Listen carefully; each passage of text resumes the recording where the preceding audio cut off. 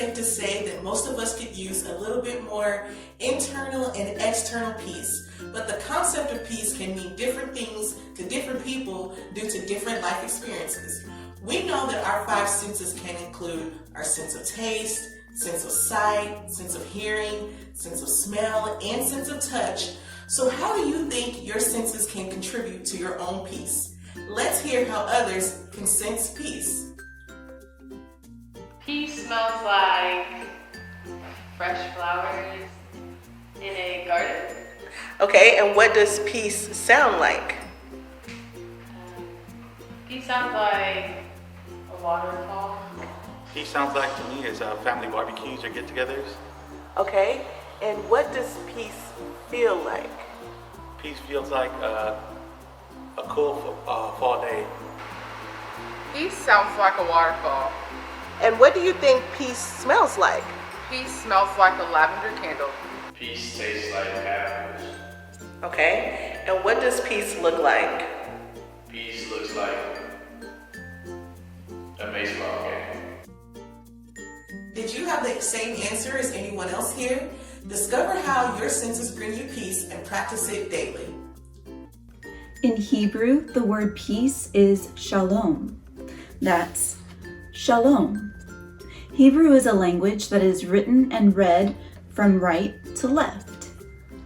Like other words for peace, shalom can simply mean wholeness, harmony, and tranquility. Some people might say shalom as a greeting or as a goodbye. Shalom. Peace signs and symbols basically transcend time, space, and language. Some of the peace signs that we know and use today have been used throughout history. This is a folded paper crane. It's a classic origami design. The crane is a traditional symbol of luck in Japan.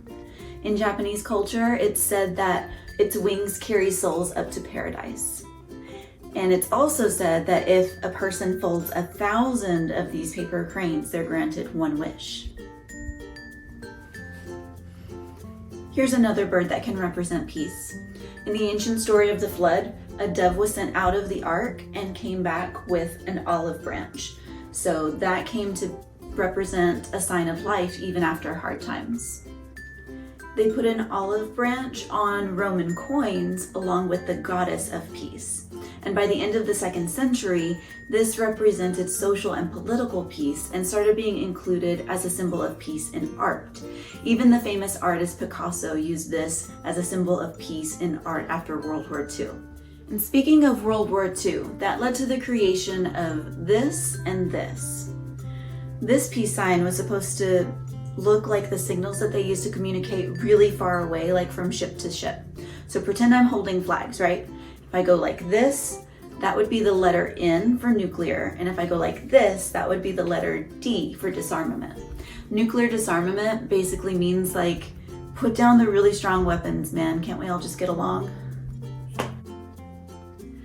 Now imagine those two people doing the symbols for N and D being overlapped and merged together, and you get the peace sign. Okay, do you remember which war this came out of again? World War II. A Belgian broadcaster started doing this as a symbol of peace and unity. It's supposed to be like V for victory for the Allied forces against the Nazis. Well, for us in English, it's V for victory, but the word for victory in French and Dutch also start with the letter V, so it was easy for more people to start using it. Then it was adopted by Vietnam War protesters in the 1970s, and now it's recognized around the world. The victory hand is even an emoji and comes in a variety of skin tones now.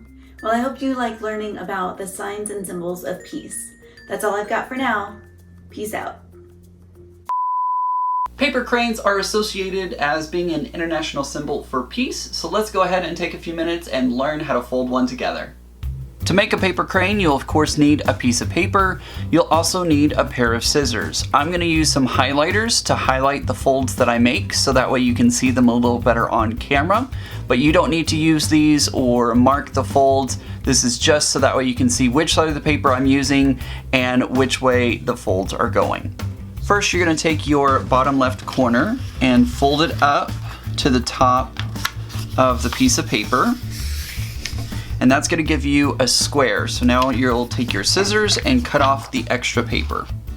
Now that I folded the paper in a diagonal once, I'm going to fold the paper in the opposite diagonal this way. And again, I'm going to use my highlighter just to show where the creases are and how the paper is folded. You don't have to do this part. This is just me showing you a little better on camera what's going on. Now that I have my first 2 folds, I'm going to flip it over and I'm going to fold my paper in half.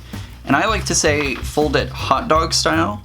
So that way, because when you look at it, it kind of looks like a hot dog bun. And I'm going to do that again. I'm going to open it back up and I'm going to fold it again hot dog style to meet the other side of the paper. And on this side of the paper, I've used a pink highlighter to highlight those folds. Now what you're going to do is you're going to point one of the points towards you and you're going to gently fold in the piece of paper. It kind of automatically wants to do it by itself because those folds are already there. So you're just going to push it down and make sure that give it a nice crease. Now that I folded it down, it should have 4 parts to it. It kind of looks like a dart, sort of. And now what I'm going to do is I'm going to take each side here and I'm going to fold it into the center line. Now that I have my paper folded into the center, you should have a shape like this. We're going to go ahead and flip it over onto the back side and do the exact same thing again, form the same exact folds on the opposite side. Now that we've folded in both sides, I'm going to take the top part and fold it over and just give that a crease. We're not going to keep it folded.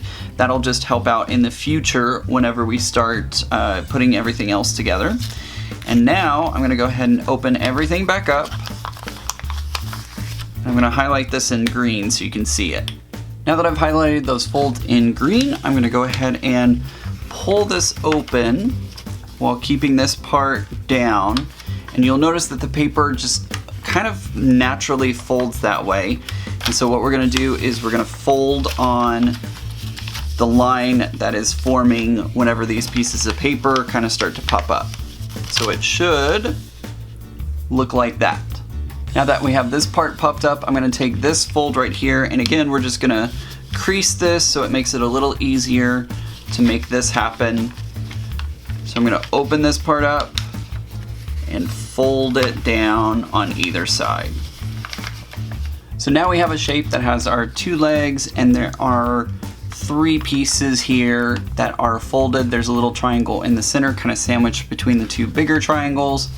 And now what we're going to do is we're going to take and fold in this edge right here. We're going to fold it into the center so that it matches up like that, and you'll have this little fold right here and then the highlighted one that you can see there. We're going to do the same thing on this side. So when you have it all folded in, it'll look like this. We'll flip it over to the back side and do the exact same thing again so it matches our front side. Now that you've done that, you should have 2 skinnier legs now. And again, you'll still have 3 triangles, 2 big ones and 1 small one. But now what you can do is you can open up this side, and on the other side, you're also going to open up that side as well. And then you'll fold everything together. So it almost becomes like the inverse of what you had. It's basically the exact same shape, but it's now like this. Now that we have this shape, you can already see the crease that we made earlier. That's why we creased it earlier. Now I'm going to fold up these shapes. We called them the legs a little while ago, but they're actually what turns into the head, the neck, and the tail. But I'm just going to go ahead and fold them up. Mine are not exactly perfect, but that's okay. And now we're going to kind of pinch these in. So the fold that we just made, here's our little fold that we just made right here. Now I'm going to go ahead and pinch in and fold this part up. So it looks like that. We do the same thing on the back side. So now we have this kind of almost a flower looking shape. And our side pieces fold down. Do the same thing on the other side because birds have 2 wings. So these have now become the wings of our crane. Now for the head and the tail, again, mine's not perfect, but that's okay. And what you're gonna do to make the head and the tail is you're gonna take this part right here and just fold it out until it matches the body. So we have that. Do the same thing. Again, we're lining up with this piece of paper right here. So I'm gonna take this until it lines up, and I'm gonna put a crease in the paper right there. Lastly, to make the head, my paper is a little twisted, but I think we're gonna be able to make it work. I'm gonna take this head and I'm gonna fold it down and pinch it in. And there you have a paper crane. Desiderata by Max Ehrmann. Go placidly amid the noise and the haste, and remember what peace there may be in silence. As far as possible, without surrender, be on good terms with all persons. Speak your truth quietly and clearly, and listen to others, even to the dull and the ignorant, for they too have their story. Avoid loud and aggressive persons. They are vexatious to the spirit. If you compare yourself to others, you may become vain or bitter, for always there will be greater and lesser persons than yourself. Enjoy your achievements as well as your plans. Keep interested in your own career, however humble. It is a real possession in the changing fortunes of time. Exercise caution in your business affairs, for the world is full of trickery. But let this not blind you to what virtue there is. Many persons strive for high ideals, and everywhere life is full of heroism. Be yourself. Especially do not feign affection, neither be cynical about love, for in the face of all aridity and disenchantment, it is as perennial as the grass. Take kindly to the counsel of the years, gracefully surrendering the things of youth. Nurture strength of spirit to shield you in sudden misfortune, but do not distress yourself with dark imaginings. Many fears are born of fatigue and loneliness. Beyond a wholesome discipline, be gentle with yourself. You are a child of the universe, no less than the trees and the stars. You have the right to be here. And whether or not it is clear to you, no doubt the universe is unfolding as it should. Therefore, be at peace with God, whatever you conceive her to be. And whatever your labors and aspirations, in the noisy confusion of life, keep peace in your soul. With all its sham, drudgery, and broken dreams, it's still a beautiful world. Be cheerful and strive to be happy. Using American Sign Language, let's go ahead and sign the word peace.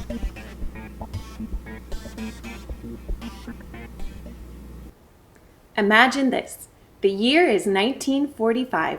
And you've just lived through the 2 world wars, the largest and most all-encompassing wars in the history of, well, history.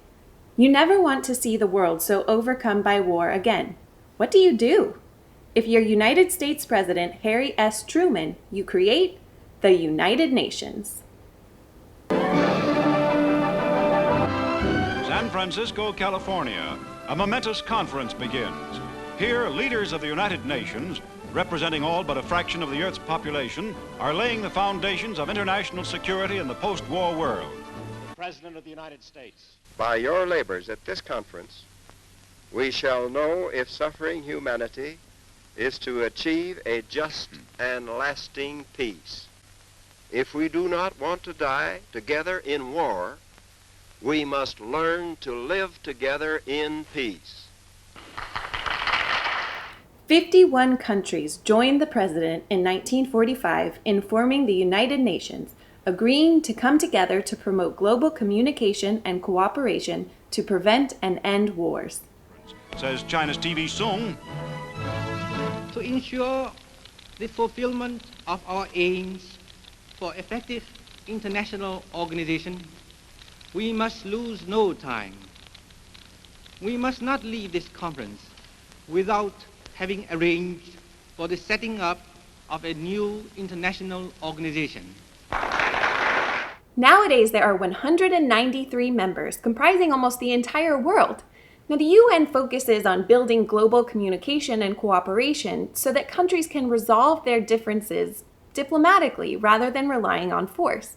That doesn't always happen, but the UN has created a great space for global communication and cooperation, and they do a lot to serve the interests of people around the world. So not only do they build that communication and cooperation, but they also work to improve living conditions around the entire world because that is such an indicator of peace. So they do that by focusing on economic development, public health, environmental conservation, and human rights. One of the most important things that the United Nations tries to do is to protect human rights. Did you know that all humans have basic human rights? Even kids. Here are some rights that the UN has agreed belong to every child. All children around the world, no matter where they live or what language they speak or what they look like, they're all special in different ways, and you all have these same rights. The right to live and grow, the right to eat enough healthy food and drink enough clean water, the right to learn and go to school, the right to be taken care of when you are sick, the right to be cared for by your parents or guardians, the right to have a name and be cared for by your country, the right to think for yourself, the right to respect for your ideas, the right to speak your own language, hold your own beliefs, and practice your own religion, the right to be treated fairly by everyone, the right to not be kidnapped, enslaved, exploited, or forced to do work that harms you, the right to play and rest, and the right to have adults do what is best for you. But sometimes these rights are violated. Have you ever been treated unfairly by someone, or told that your ideas are not worth listening to? Those are violations of your rights, and those may sound familiar. Some may sound a little less familiar. Have you ever not had enough food to eat or enough clean water to drink? I was a teacher for a little while in a country called South Sudan. It's actually the world's newest country. You might say it was born in 2011. These are some of my students from my 3rd grade class carrying a jug of water from the well for our class to drink. They had to walk a long way to the well, and once they got there, they had to pump it, which takes a lot of work. And once the jerry can is full, it's very heavy. As you can see, it took many of them to lift it. Even I had trouble lifting it on my own. The water carriers would work hard to bring the water all the way back to the classroom, and then we would put a tablet inside the water to make it clean for drinking. Imagine that if you wanted a glass of water, you had to walk for a mile, use your muscles to pump at a well, and then carry a heavy can back to your home. Not what you're used to, is it? It is sadly very common in South Sudan for children to not have enough food or water and to have other serious human rights violated as well. Although the UN and others work for peace around the world, there are times and places where people's human rights are violated. In 1981, the General Assembly of the UN declared every September 21st as International Peace Day, a day for commemorating and strengthening the ideals of peace both within and among all nations and peoples. Countries all over the world celebrate International Peace Day in many different ways. In South Sudan, celebrations take the form of marches, dances, candle lighting ceremonies, and large community gatherings. Let's listen to what peace means to a student from Juba, the capital of South Sudan.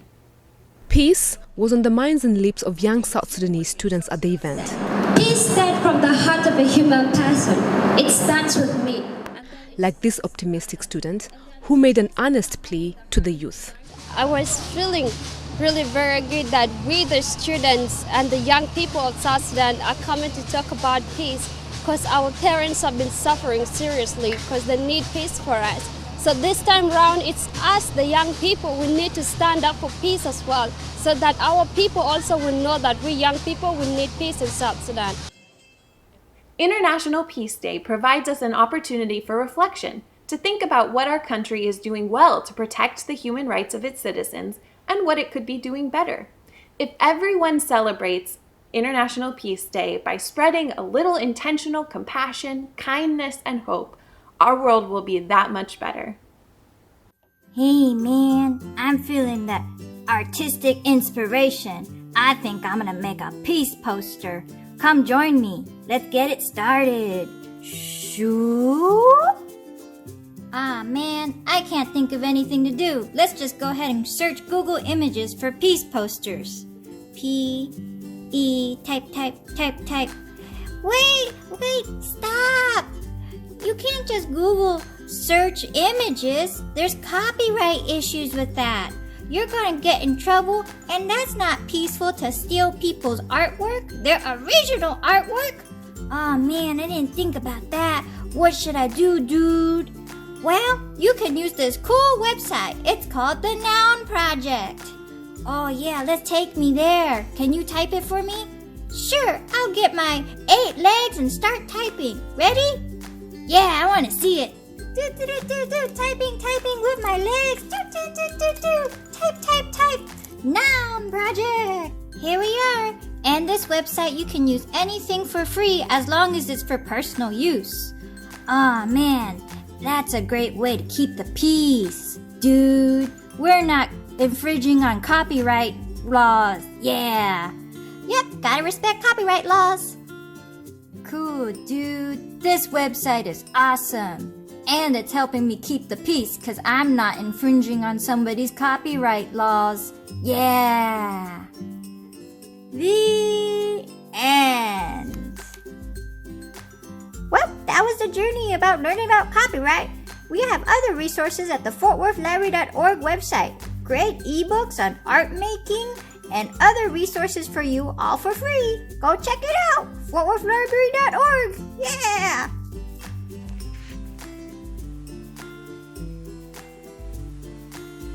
Peace. In the Yoruba language of Africa, peace means alafia.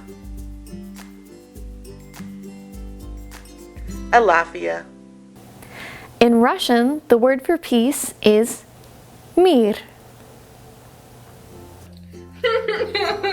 Oh no, Pinky, what's wrong? I want to bring peace to the world, but I can't bring peace to the world if I'm too little. Oh, that's not true. There's stories about a lot of little people who do big things. Like who?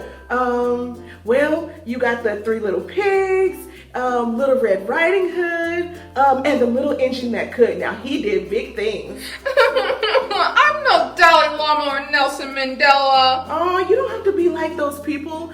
How about we put our thinking caps on and think of ways that we can use our manners to bring peace to everyone? Well, okay. Okay, Pinky. So I'm going to put on my thinking cap, and here's your thinking cap. Wow, looking better already. Look in the mirror. What do you think? Well, it's not really my style, but it'll do. Okay, so tell me, how do you think your manners can bring peace to others? I've got it. I share my crayons and toys. Uh-huh. I follow directions in school. That's good. I say please and thank you. Okay. And I clean my room when it's messy. I knew you could do it. I know it brings your parents and teachers great joy and peace whenever you do things without them asking you to. That just shows that little people can do great big things. Yes, everyone should use their manners. How do you use your manners to bring peace to someone's day?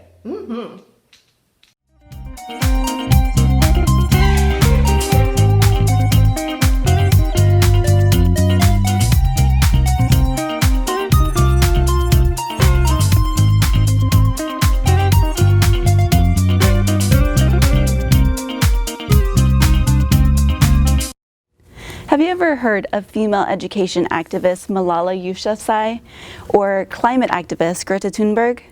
They have both won the International Children's Peace Prize for combating problems that millions of children face worldwide. Malala is from a place in Pakistan where girls usually don't go to high school. She bravely spoke out about every girl's right to an education, and despite a life-threatening attack, she continued to fight for what she believed.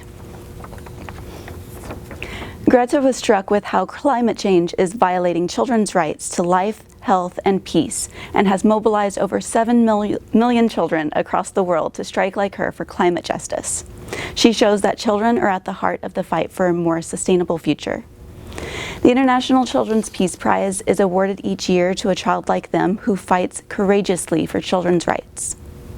The prize provides the winner a global platform to share their ideas with people around the world to further their work.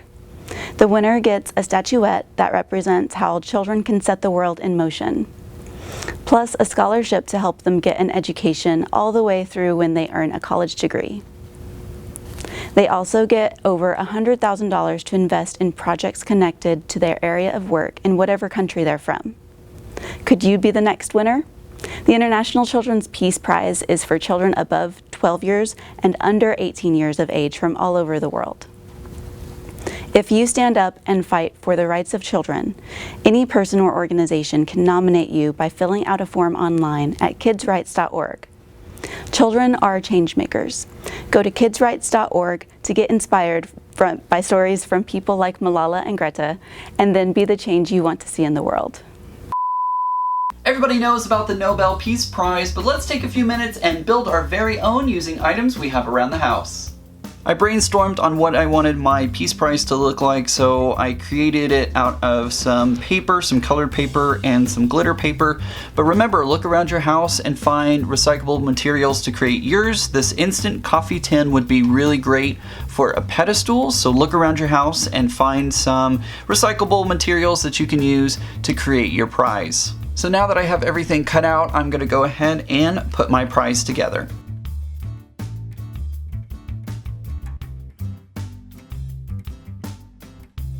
There we go, I put my Peace Prize together. It didn't take long at all. Mine is kind of simple, but I can't wait to see the creations that you come up with. Ladies and gentlemen, I would like to introduce to you a tale of compromise. Ready? Yeah, round of applause, curtain up. Shh. Once upon a time, there were two friends playing in their playroom. Hear ye, I am king. I am the tallest and strongest, and I declare myself king forever. We've been playing this game for too long. All you do is boss me around, and I pretend to be a farmer and pick fake vegetables. Can we play something else?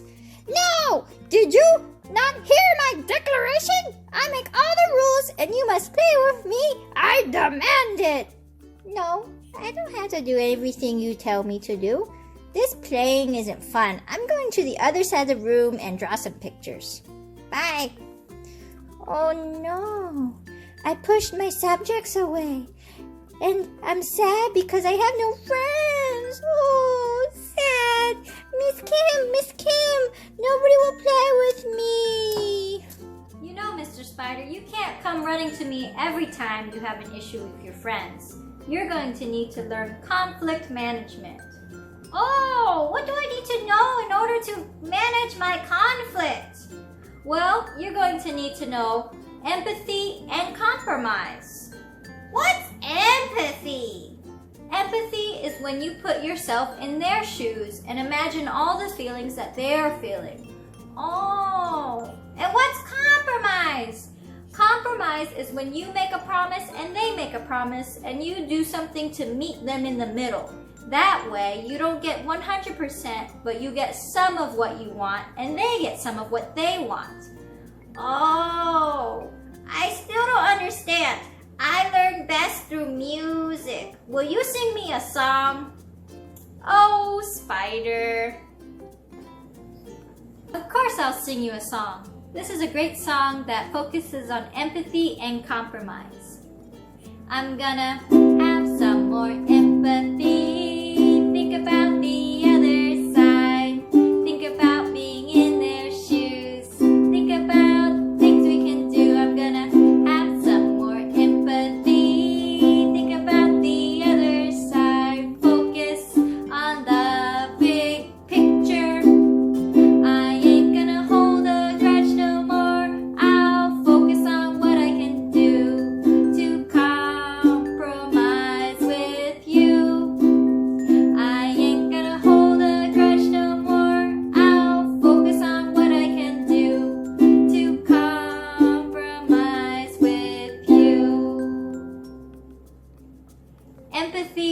compromise is a great tool in learning how to work with others and how to keep your friends. I'm drawing, playing by myself. Excuse me. I'd like to say I'm sorry for the way I behaved. We can play whatever game you want to play. Oh, that's nice of you to say so. Thank you for saying sorry. You know, I was really bored of that game because I have ideas too, and I like to be creative, and when we play the same thing over and over again, I'm not stimulated. Yeah, oh, okay. Well, what would you like to play? Well, I have a great idea, but I need to borrow your crown. Can I borrow it? Sure. Oh, what are you going to do with my crown? I'm going to do this, and we're going to make it into something different. Wow, what are you doing? Look, I gave myself a new hairstyle. Do you like it? Oh, that's cute. We can play games where we pretend that we're walking around and I don't know, we make it up as we go, but that's more creative for me. Oh, that sounds really fun. Yeah. And I don't have to be bossing you around all the time. Yeah, it's better when people can contribute and join in, and it's just more fun. Oh, okay. Well, let's go play. Yay! Dance party!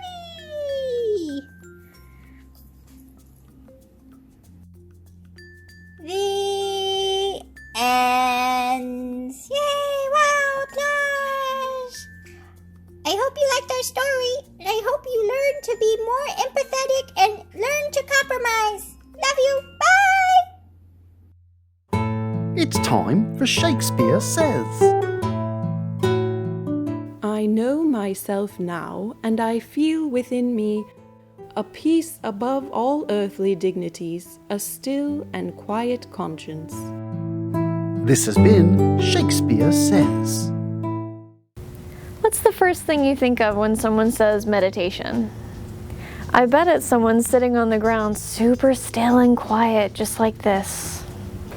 Sometimes that's really hard to do, so I'm going to show you a couple of different moving meditation techniques that still count for centering yourself, getting your mind calm, but your body gets to move.